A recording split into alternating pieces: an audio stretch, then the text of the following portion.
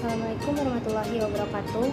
Perkenalkan, saya Lara Asri Dharma dengan NIM 20311133 dengan absen 13 dari tingkat 3A. Di sini saya akan menjelaskan tentang mitigasi bencana, penanggulangan bencana, dan triase bencana.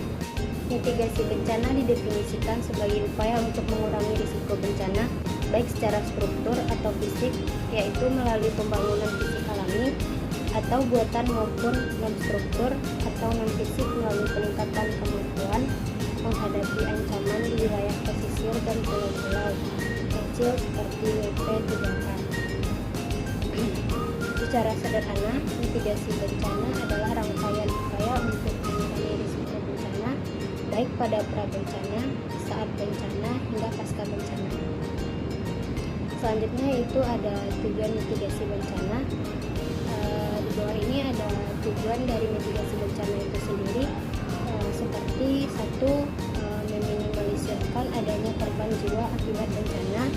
Yang kedua, meminimalisirkan kerugian yang diakibatkan oleh bencana. Yang ketiga, meminimalisirkan kerusakan pada sumber daya alam atau SDA.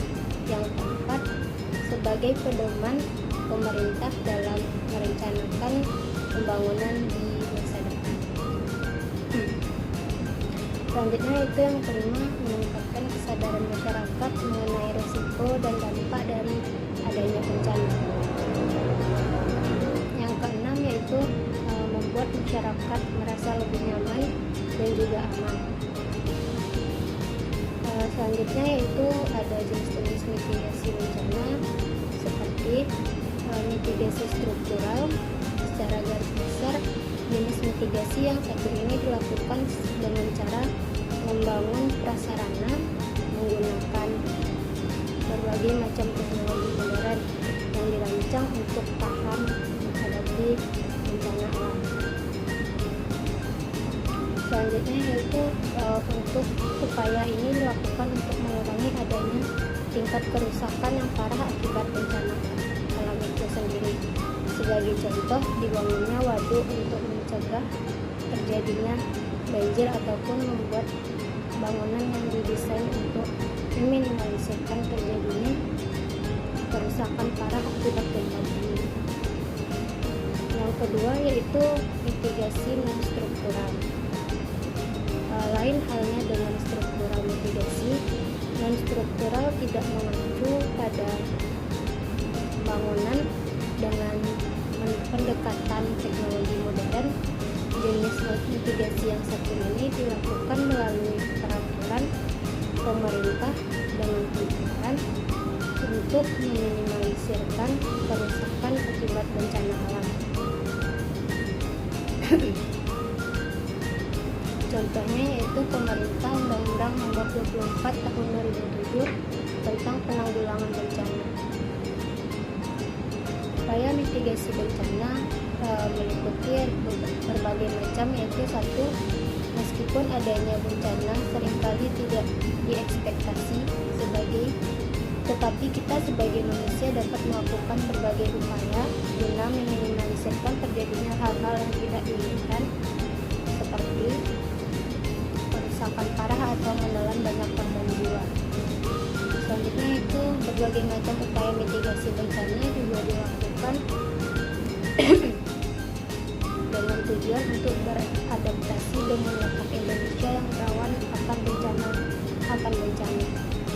Selanjutnya itu berikut ada cara-cara mitigasi bencana alam yang bisa diaplikasikan untuk meminimalisirkan kerugian materi dan juga korban jiwa.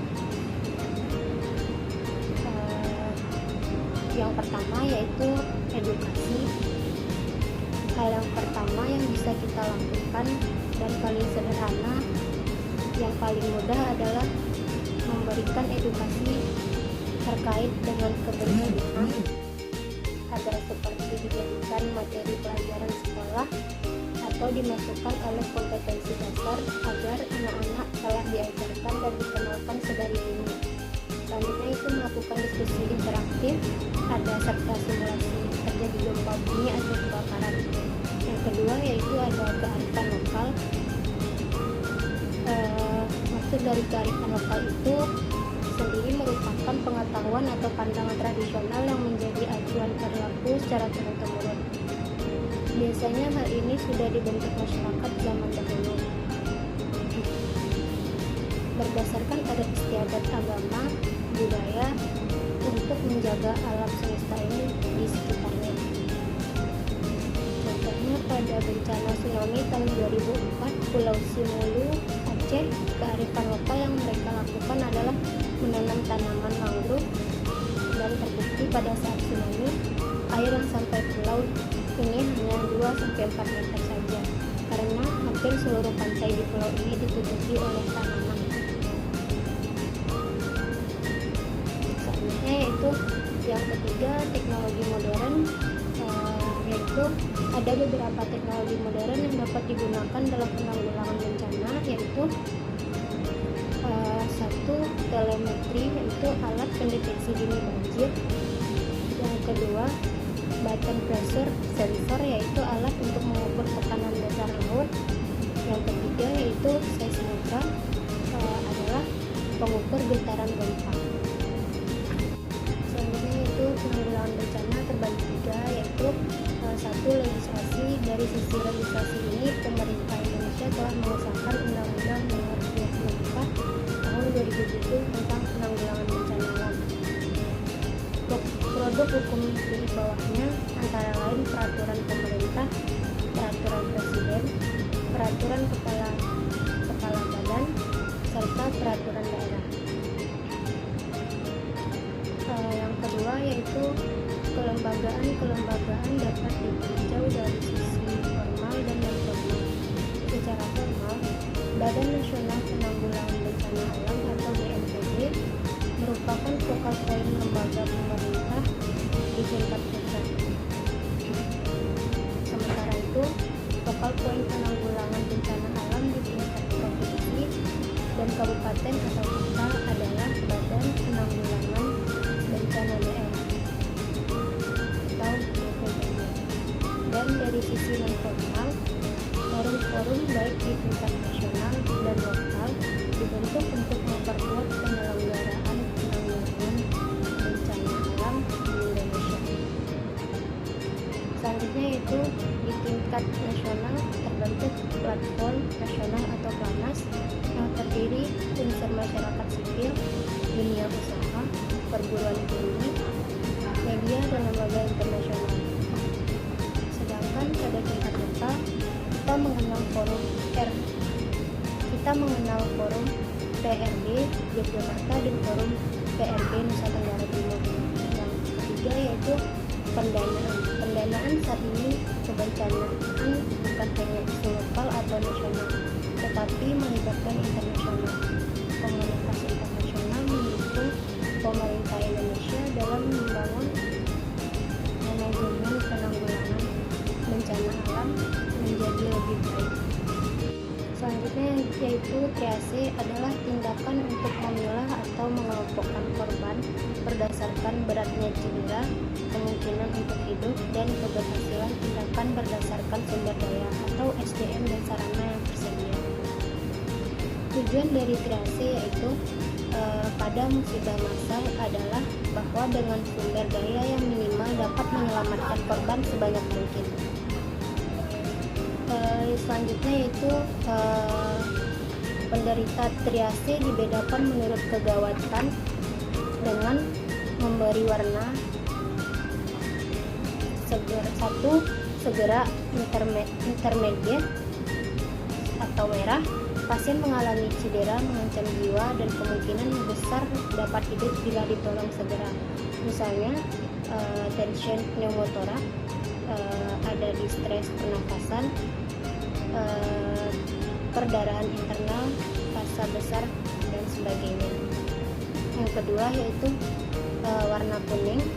Pasien memerlukan tindakan definitif tetapi tidak ada ancaman jiwa segera. Misalnya ada perdarahan laserasi terkontrol, fraktur tertutup pada ekstremitas dengan perdarahan terkontrol. Yang ketiga yaitu minimal atau warna hijau. Pasien mendapat cedera minimal dapat berjalan dan menolong diri segera atau mencari pertolongan. Misalnya yaitu laserasi minor, cemar, dan lecet, luka bakar. Yang keempat yaitu ada hitam. Pasien mengalami cedera mematikan dan akan meninggal meski mendapatkan pertolongan. Misalnya luka bakar derajat ketiga hampir di seluruh tubuh, kerusakan organ vital dan sebagainya. Baiklah, sekian yang dapat saya sampaikan. Jika ada kata yang salah atau kurang, saya mohon maaf.